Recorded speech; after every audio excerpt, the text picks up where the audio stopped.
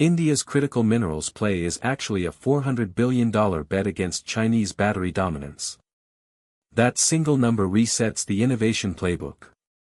The key question is not what happened, but what changes next for operators and users. We will map trigger, incentive shift, and downstream impact before the close. 3 policy changes in 72 hours, lithium exploration fast-tracked, a joint venture finalized in Argentina, and foreign investment rules rewritten, don't sound like headlines. But together, they signal something profound. New Delhi is executing a coordinated strategy to break China's stranglehold on the minerals that power the entire electric vehicle supply chain. Here's why this matters. India wants to manufacture 30% of its vehicles as electric by 2030. That's roughly 10 million EVs annually. Each battery requires 8 kilograms of lithium, 14 kilograms of cobalt, 40 kilograms of graphite, and rare earths for the motor.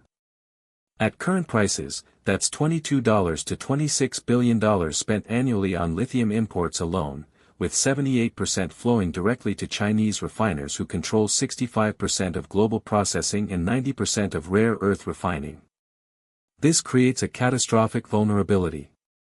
If Beijing restricts exports, as it did with rare earths to Japan in 2010 and gallium to the West in 2023, India's entire EV ambition collapses overnight. More insidiously, China can simply undercut Indian battery makers by subsidizing domestic lithium prices while maintaining export premiums.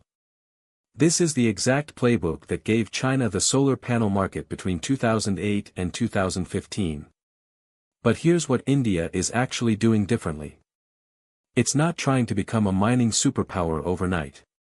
Instead, it's positioning itself as the refining hub for Australian and South American minerals, directly competing with China's processing monopoly.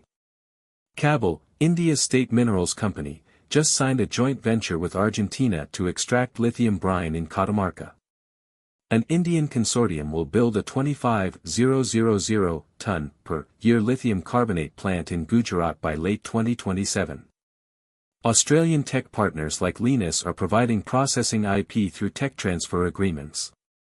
Finished battery-grade material flows to domestic cell manufacturers, Reliance LG, Ola Electric, Exide, at 15 to 20% below Chinese spot prices. The arithmetic works because India avoids export tariffs and logistics costs that Chinese competitors face. China proved this playbook works.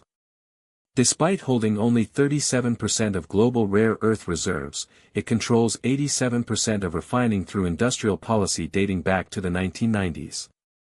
India is compressing that 30-year timeline into 3 to 5 years. The Australia connection is the critical piece. Canberra's 2024 Critical Minerals Strategy explicitly names India as a trusted processing partner to reduce Chinese dependence. Australia's bilateral minerals trade with India grew 127% in the past 18 months to $4.2 billion, almost entirely lithium, cobalt, and rare earth concentrates. 3 inflection points will determine whether this works. First, Tesla's rumored India manufacturing facility hinges entirely on battery cost structure. If India achieves domestic lithium carbonate production at $28,000 to $32,000 per ton, versus the $38,000 import price, Tesla's India economics flip from marginal to compelling.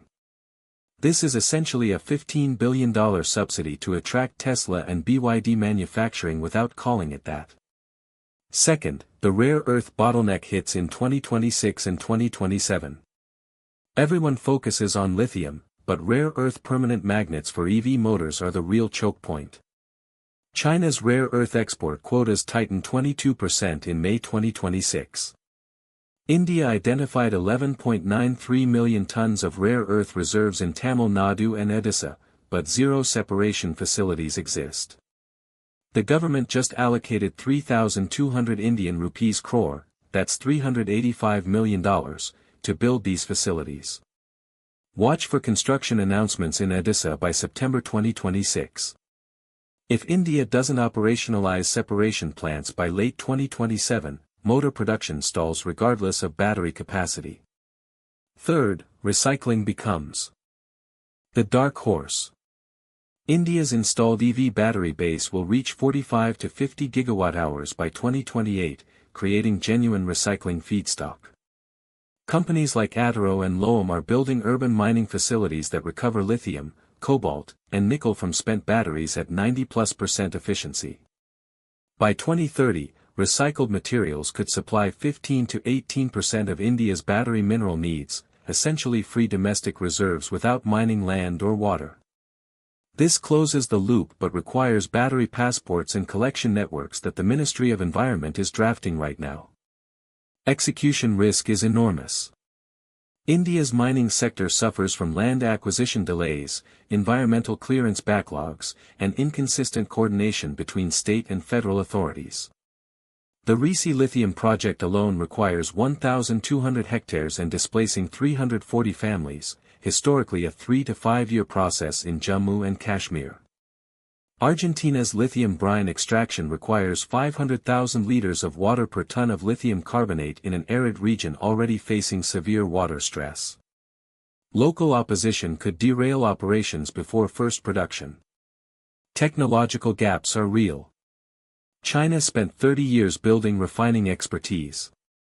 India is attempting to compress that into 3 to 5 years through technology transfer, but chemical processing of lithium and rare earths is unforgiving. Minor impurities render materials unusable. Yield rates below 75% make economics unviable. Chinese refineries operate at 88 to 92%. India starts from zero.